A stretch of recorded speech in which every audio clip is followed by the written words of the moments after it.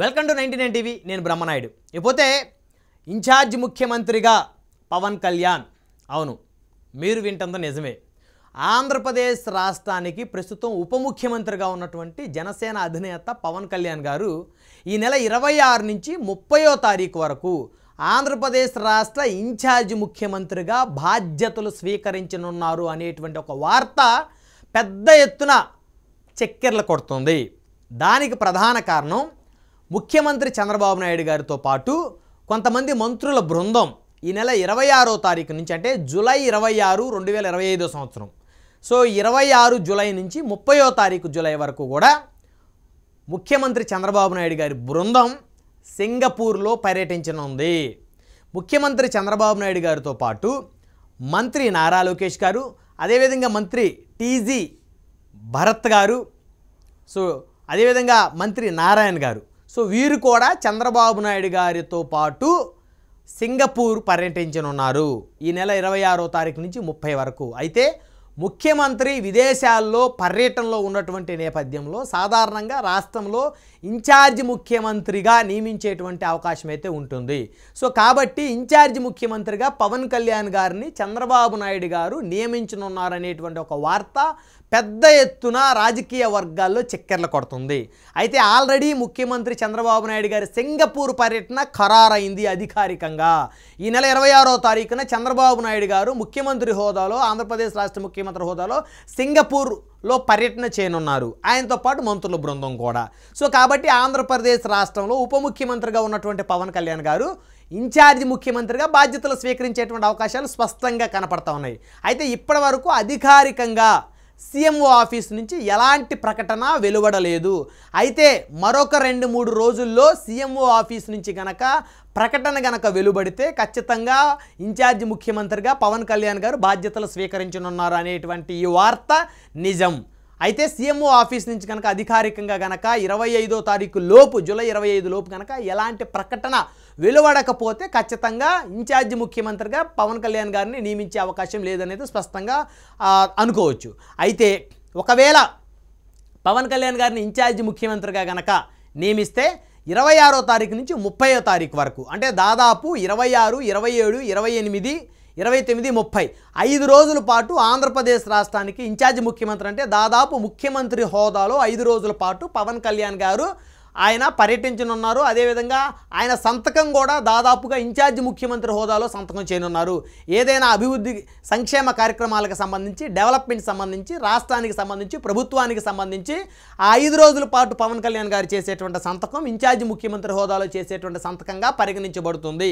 So ఇది అధికారికంగా CMO office నుంచి మరొక 3-4 రోజుల్లో కనుక వెలువడేటువంటి అవకాశాలు కూడా స్పష్టంగా కనబడుతున్నాయి. 3-4 రోజుల్లో కనుక సీఎంఓ ఆఫీస్ నుంచి కనుక ఈ ప్రకటన వెలువడితే ఆంధ్రప్రదేశ్ రాష్ట్ర ఇన్ఛార్జ్ ముఖ్యమంత్రిగా పవన్ కళ్యాణ్ గారిని జనసేన పార్టీ క్యాడరు, ఆయన అభిమానులు చూసుకునేటువంటి ఒక అద్భుతమైనటువంటి అవకాశం జనసేన పార్టీ కార్యకర్తలకి సొంతమవుతుందని చెప్పుకోవచ్చు. ఎందుకంటే జనసేన పార్టీ పెట్టిన దగ్గర నుంచి కూడా పవన్ కళ్యాణ్ గారు ఎక్కడికి వెళ్ళినా, ఏ సభలకు వెళ్ళినా, ఏ మీటింగ్కి వెళ్ళినా, ఏ రోడ్ షోలకు వెళ్ళినా సీఎం సీఎం సీఎం సీఎం అని గొంతు చించుకొని అరిచినటువంటి జనసేన కార్యకర్తలు దాదాపు 10 సంవత్సరాల నుంచి కూడా ఆయన ఎక్కడికి వెళ్ళినా కూడా ఆయన్ని సీఎం సీఎం సీఎం అని, ఆయన ముఖ్యమంత్రి అవ్వాలని, ముఖ్యమంత్రిగా ఈ రాష్ట్రంలో పరిపాలన చేయాలని, అవినీతి రహిత ఆంధ్రప్రదేశ్గా ఈ రాష్ట్రాన్ని మార్చాలని చెప్పేసి ఎంతోమంది పవన్ కళ్యాణ్ గారు ముఖ్యమంత్రి కావాలని చెప్పేసి ఎన్నో ఆశలు పెట్టుకున్నటువంటి పరిస్థితి. అయితే కనీసం ఆయన ముఖ్యమంత్రి కాకపోయినా ప్రస్తుతానికి ఇన్ఛార్జ్ ముఖ్యమంత్రిగా ఆయన చంద్రబాబు నాయుడు గారు నియమించి విదేశీ పర్యటన కనుక వెళ్తే మరి జన సైనికుల ఎన్నో సంవత్సరాల నాటి కల కనీసం ఈ 5 రోజుల పాటైనా సరే సాకారమయ్యేటువంటి అవకాశం స్పష్టంగా కనబడుతుంది. ఇన్ఛార్జ్ ముఖ్యమంత్రిగా పవన్ కళ్యాణ్ గారు కనుక అవకాశం కల్పిస్తే చంద్రబాబు నాయుడు గారు సమానమైనటువంటి అవకాశం పవన్ కళ్యాణ్ గారు కల్పిస్తున్నారని అనుకోవచ్చు. ఎందుకంటే ఆయన ముఖ్యమంత్రిగా ప్రమాణ స్వీకారం చేస్తున్న కొన్ని రోజుల తర్వాత ఆయన అధికారికంగా ఒక ప్రకటన చేశారు. నేను పవన్ కళ్యాణ్ గారు ఎవరు ఎక్కువ ఎవరు తక్కువ కాదు, మేమిద్దరం సమానమే, మేమిద్దరం కష్టపడి బీజేపీ సహకారంతో 3 పార్టీలు కష్టపడితేనే ఈ యొక్క అద్భుతమైనటువంటి మెజారిటీ ఈ కూటమి పార్టీలు సాధించాయి. మా 3 పార్టీలో ఎవరు లేకపోయినప్పటికీ కూడా ఈ స్థాయి మెజారిటీ ప్రభుత్వాన్ని మనం ఏర్పాటు చేసే పరిస్థితి ఉండేది కాదు. కాబట్టి పవన్ కళ్యాణ్ గారు తక్కువ నేను ఎక్కువ అని చెప్పేసి ఎవరు భావించొద్దు, ఆయన నేను సమానమే, ఈ రాష్ట్రానికి మేమిద్దరం 2 కళ్ళు లాంటి వాళ్ళం అని చెప్పేసి సాక్షాత్తు 40 years పొలిటికల్ ఇండస్ట్రీ అయినటువంటి ముఖ్యమంత్రి చంద్రబాబు నాయుడు గారు స్వయానా తన నోటితో చెప్పినటువంటి మాటలు. సో కాబట్టి ఇప్పుడు పవన్ కళ్యాణ్ గారిని ఇన్ఛార్జ్ ముఖ్యమంత్రిగా కనుక నియమిస్తే నిజంగా ఆయన చెప్పినటువంటి మాటలు ఏవైతే ఉన్నాయో అవి ఆయన నోట్లో నుంచి వచ్చిన మాటలు కాదు, ఆయన మనసులో నుంచి వచ్చిన మాటలు అని చెప్పేసి రాష్ట్ర ప్రజలతో పాటు జనసేన పార్టీ క్యాడర్ కూడా, కార్యకర్తలు కూడా అర్థం చేసుకునేటువంటి అవకాశం ఉంటుంది. సో మొత్తానికి ఈ యొక్క వార్త పొలిటికల్ సర్కిల్లో ఈరోజు మధ్యాహ్నం నుంచి కూడా చక్కెర్లు కొడతా ఉంది. ఎందుకంటే ఈరోజే ముఖ్యమంత్రి చంద్రబాబు నాయుడు గారి సింగపూర్ పర్యటన అధికారికంగా ఖరారైంది. సో ఈ నేపథ్యంలో ఇన్ఛార్జి ముఖ్యమంత్రి అనేటువంటి ఈ ప్రకటన, సో ఈ రెండు ప్రకటనలకు సంబంధించి ఆల్రెడీ సింగపూర్ పర్యటన ముఖ్యమంత్రి చంద్రబాబు గారితో పాటు నారా లోకేష్ గారు, అదేవిధంగా టీజీ భరత్ గారు, అదేవిధంగా మంత్రి నారాయణ గారు, సో కొంతమంది మంత్రులతో కూడిన బృందం వెళ్తుంది. కాబట్టి మరి రాష్ట్రానికి సంబంధించి 5 రోజుల పాటు మరి పరిపాలనలో భాగంగా 5 రోజుల పాటు ఖచ్చితంగా మరి ఇన్ఛార్జి ముఖ్యమంత్రి ఎవరికో ఒకరికి ఇవ్వాలనేటువంటి నేపథ్యంలో పవన్ కళ్యాణ్ గారికి ఆ బాధ్యతలు చంద్రబాబు నాయుడు గారు ఇస్తున్నట్లయితే స్పష్టంగా అర్థమవుతుంది. సో సీఎంఓ నుంచి అధికారిక ప్రకటన వస్తే జన సైనికుల్లో ఒక జోష్ పెరుగుతుంది అనుకోవచ్చు. ఎందుకంటే ఇటీవల అనేక పరిస్థితులు, పరిణామాలు అబ్జర్వ్ చేస్తున్న నేపథ్యంలో గ్రౌండ్లో తెలుగుదేశం పార్టీ జనసేన పార్టీని తొక్కేస్తుంది. తెలుగుదేశం పార్టీ జనసేన క్యాడర్ని ఎదగనివ్వట్లేదు. నామినేటెడ్ పదవులకు వచ్చేసరికి స్థానిక సంస్థలు కానీ లేదా గ్రౌండ్ లెవెల్లో నియోజకవర్గాల్లో ఉన్నటువంటి సహకార సంఘాల అధ్యక్షుల ఎంపిక విషయంలో కానీ సో ప్రతి దాంట్లో కూడా జనసేన పార్టీకి కనీసం 10% అవకాశం కూడా ఇవ్వట్లేదు అనేటువంటి ఒక అసంతృప్తి జన సైనికుల్లో ఉన్నటువంటి మాట వాస్తవం. ఆ నేపథ్యంలోనే ఉమ్మడి తూర్పుగోదావరి జిల్లాకు చెందిన కొవ్వూరు మాజీ ఎమ్మెల్యే జనసేన పార్టీ ప్రస్తుత ఇన్ఛార్జిగా ఉన్నటువంటి ఎవరైతే టీవీ రామారావు గారు ఉన్నారో ఆయన మరి హక్కుల కోసం, అంటే జన సైనికులు మాకు ఖచ్చితంగా భాగస్వామ్యం మనకి ఇవ్వాలని చెప్పేసి ఆయనతో పాటు కలిసి చేసిన నిరసన ఏదైతే ఉందో ఆ నేపథ్యంలో జనసేన పార్టీ ఆయన ఇన్ఛార్జి బాధ్యత నుంచి తప్పించిన తర్వాత జన సైనికులు ఒక్కసారిగా బొగ్గుమన్నారు. అంటే మన హక్కుల కోసం మనం పోరాడుతుంటే, మన హక్కుల గురించి మనం ప్రశ్నిస్తే మీరు మన పార్టీ ఇన్ఛార్జీలను అన్యాయంగా సస్పెండ్ చేయడం ఎంతవరకు కరెక్ట్ అనేటువంటి నేపథ్యంలో ప్రశ్నించినటువంటి నేపథ్యంలో మళ్ళీ వెంటనే జనసేన అధిష్టానం వెనక్కి తగ్గి 2 వారాల పాటు ఒక విచారణ కమిటీ ఏర్పాటు చేసి తమ్మిరెడ్డి శివశంకర్ గారిని నియమించి మరి ఎవరైతే కొవ్వూరు జనసేన ఇన్ఛార్జిగా పనిచేసినటువంటి టీవీ రామారావు గారి విషయంలో రిపోర్ట్ ఇవ్వాలని చెప్పేసి అడిగారు. సో అంటే ఈ చర్చ జరుగుతున్నటువంటి ఈ పరిస్థితుల పరిణామాలు చూస్తే జనసేనకి టీడీపీకి గ్రౌండ్లో కాస్త తారతమ్య భేదాలు వచ్చాయి, కాస్త విభేదాలు ఏర్పడ్డాయి అనేటువంటిది సాక్షాత్తు కొవ్వూరు జనసేన పార్టీ ఇన్ఛార్జిగా మొన్నదాకా వ్యవహరించే టీవీ రామారావు గారే చెప్పారు. తెలుగుదేశం పార్టీ ఇక్కడ మమ్మల్ని ఎదగనివ్వట్లేదు, మమ్మల్ని తొక్కేస్తుంది, ఇక్కడ టీడీపీ ఎమ్మెల్యే గెలుపుకి జనసేన ఉపయోగపడింది, జనసేనకు బలమైన ఓట్ బ్యాంక్ ఉంది, నేను గతంలో ఇక్కడ ఎమ్మెల్యేగా పనిచేశాను, నాకు అనుభవం ఉంది, సో ఆ దృష్టి ఆ నేపథ్యంలో నేను ఆల్రెడీ పదవులు అడిగితే ఇస్తామని చెప్పారు, నాకు కూడా చెప్పకుండా ఇక్కడ ఖరారు చేశారని చెప్పేసి ఎమ్మెల్యే తర్వాత చెప్తున్నాడని చెప్పేసి ఆయన మీడియా ముఖంగా షేర్ చేసుకున్న పరిస్థితి. అంటే ఇప్పుడు కాస్త జనసేన టీడీపీని చిన్నచూపు చూస్తుంది.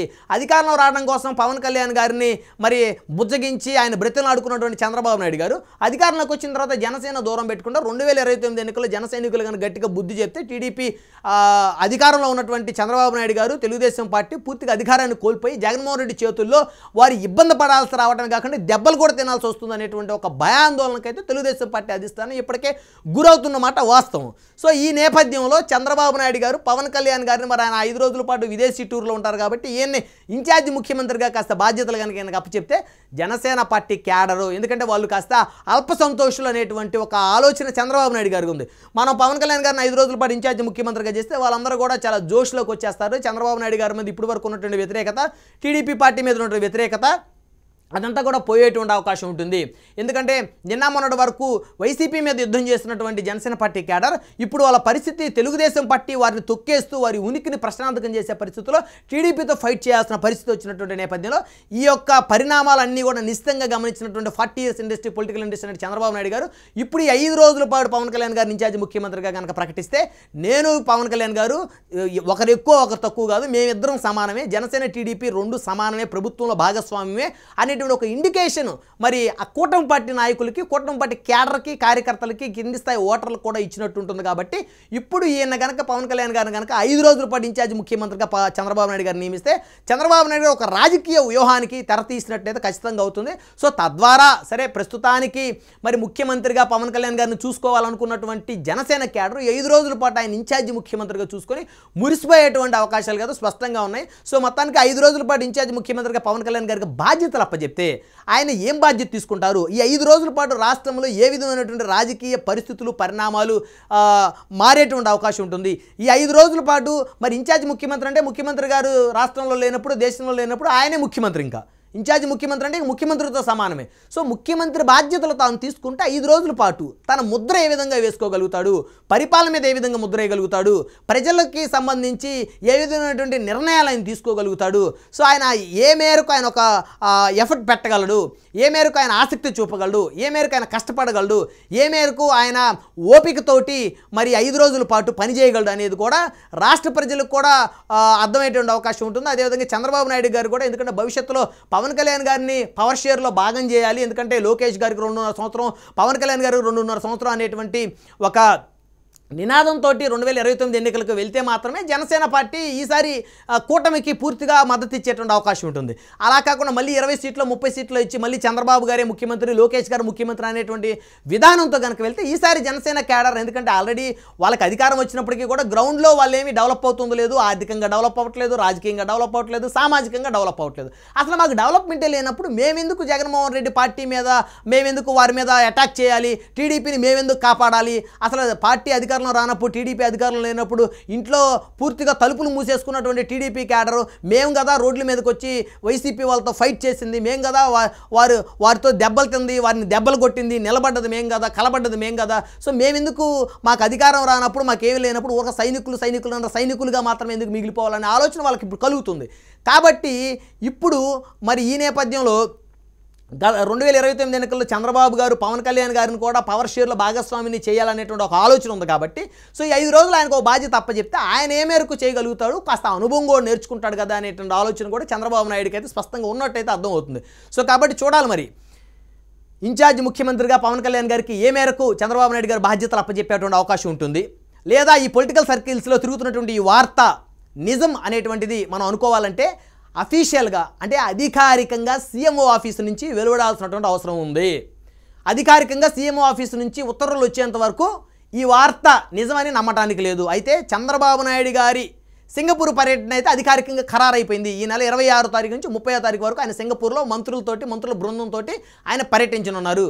మరి ఈ వార్త నిజమైతే జన సైనికుల జోష్కి, వారి ఆనందానికి అవధలేమని చెప్పుకోవచ్చు.